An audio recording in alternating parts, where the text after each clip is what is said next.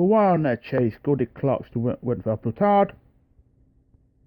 He said that Min was top weighted and had issues, well, not with Frodon, but with Brian Frost going, and he made a sarcastic comment about it, asked him for a little bit more, and and Gordy Clarkson did that in a sort of comic accent as well. And I think, not the only one person I think on panels who was getting a little tired of possibly too much coverage of Brian Frost. And the main issue was really he felt Frodon wasn't as good as he was last year. Brian Ellison also went for Plutard. Henry Brooks said he thought Brian Frost was a good rider. And then I just wonder if there's been a relationship between him and Brian Frost. I don't think it probably has been, but it's nothing I know about. Because there's a sarcastic comment, I think, from Gordy Clarkson, asking Henry Brooks, had he given her, had she asked for a little bit more? And Henry Brooks joking that he'd been doing his best. But Henry Brooks did think the Frodon needed soft ground. Sean Quinn said his napper was for the meeting was at Plutard, and the horse would not get beat. Gordy Clarkson related a story about riders on the Storm, which I relate. And he said that very rarely would not just Tristan Davis would give his son Sam tips on how to ride a horse he's riding. But apparently on the way down, they were going down with Willie Tristan Davis as well in the car. I think Willie Tristan Davis driving while Sam and Tristan Davis drinking. And Tristan Davis asked him about the horse, and he basically wasn't keen on the reply Sam and Tristan Davis gave about how to ride it, and said you basically told him to sieved up to that fucker, sewer name. And afterwards, he made a comment about what he'd done that. He basically killed the fucker without realising Cyrano was still on the ground. And luckily, of course, Cyrano was okay, but Davis hadn't actually realised. No way. I was the only person I ever met at the racecourse. Very quickly, just at Sandown, it was a bit confusion as they changed results between the fourth and fifth race, and I wasn't sure what was going on. He was trying to lead his horse into fourth place, and I told him it was actually fifth. So that's the only meeting I've had with a trainer. That's my claim to fame there. Henry Brooks then joked, it's not relevant to anything, very funny comment, to Brian Ellison, that Brian Ellison couldn't even win novice chases at Sedgefield, which was sponsored by Brian Ellison. The Stayers Hurdle, Gordy Clarkson liked Somerville Boy each way, but his main selection for the race was Paisley Park. Henry Brooks' selection was a previous winner at Penn Hill. Gordy Clarkson also said City Island was interesting, and he felt that Aidan Coleman was more confident on him now.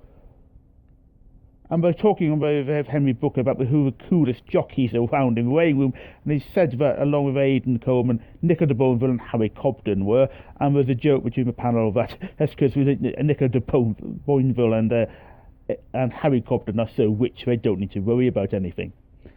Brian Ellison and Sean Quinn also went for Paisley Park. For Mars Chase, Gordy Clarkson went for Mr. Fisher and Itchy Feet. Itchy Feet he felt was impressive last time out. He said he'd love Forheen to win, but he felt he was just too old. It was almost as old as the panel, I think he might have said, and he couldn't have Samcro. Brian Larson also said not Forheen. He liked Mr. Fisher, Itchy Feet. Gordy Clarkson also mentioned Mellon and Reserve Tank. Henry Brooks liked Itchy Feet, and he also mentioned the Tizard horse each way. I assume he means by that Reserve Tank and not Slate House. Henry Brooks also liked Midnight Shadow each way for the race.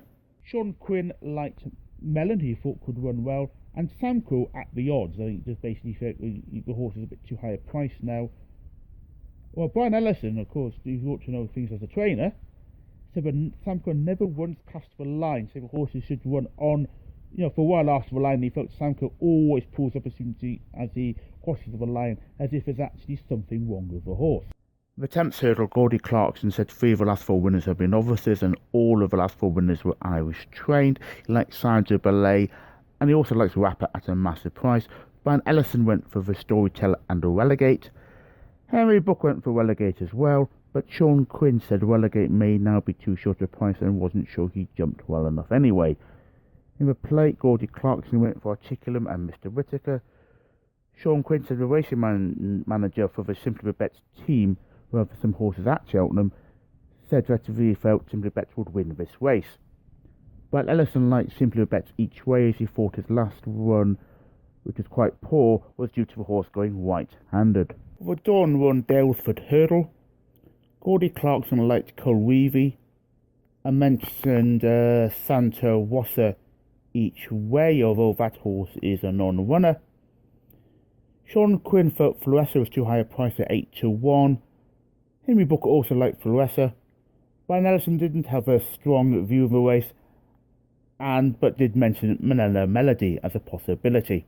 As the notes make clear, for some reason the Fred Winter wasn't mentioned at all. The Folk War and Kimmo Chase, Gordy Clarkson likes the conditional and likes stuff ridden by Jamie Codd, Derek O'Connor, O'Neill, and Sean Quinn likes Lubril. The Triumph Hurdle, Gordy Clarkson said that although Goshan tends to jump right-handed, form has worked out very well.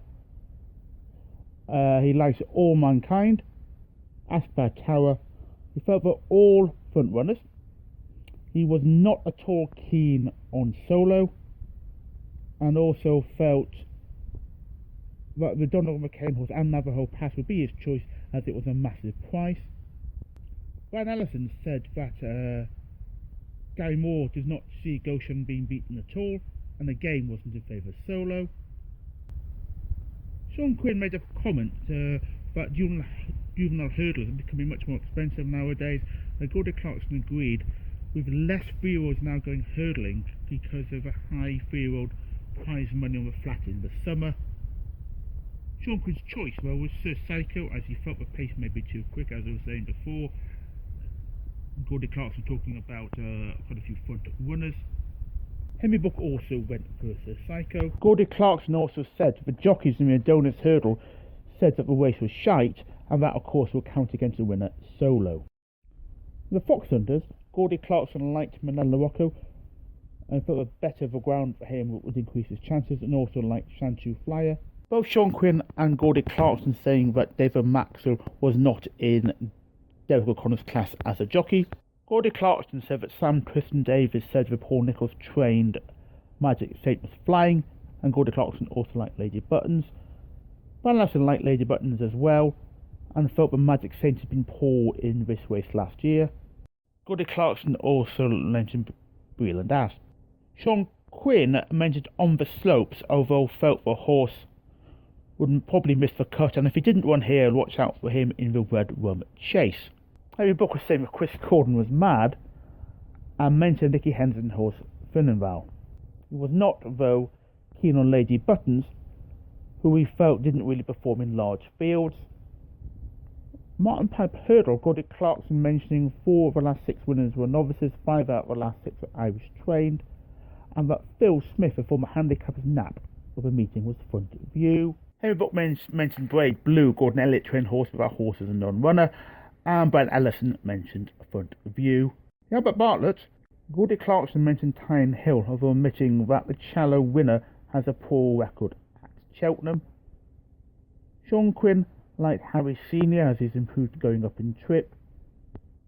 Henry Brook didn't agree on Tyne Hill, and also for a Shallow Hurdle should not be a grade 1 race, which Gordy Clarkson agreed with. Brian Ellison liked Monkfish and latest exhibition, and also Harry Senior. Final race covered was of course the Gold Cup. Gordy Clarkson saying it was a good renewal. Sean Quinn saying he liked Santini, but he felt he was now too short and it was a quality race, agreeing with Gordy Clarkson on that. Brian Ellison was impressed by Delta work, but his main tip was Album Photo to repeat his win from last year, as he felt he'd been trained for the race. Both Brian Ellison and Gordy Clarkson felt that Santini needed headgear. Brian Ellison said Clanders of Bow needs good ground, and there's a chance if it's that, although I think that's increasingly unlikely at the minute. Gordy Clarkson said Delta work is better this year with his jumping improving, but the ground would be a worry.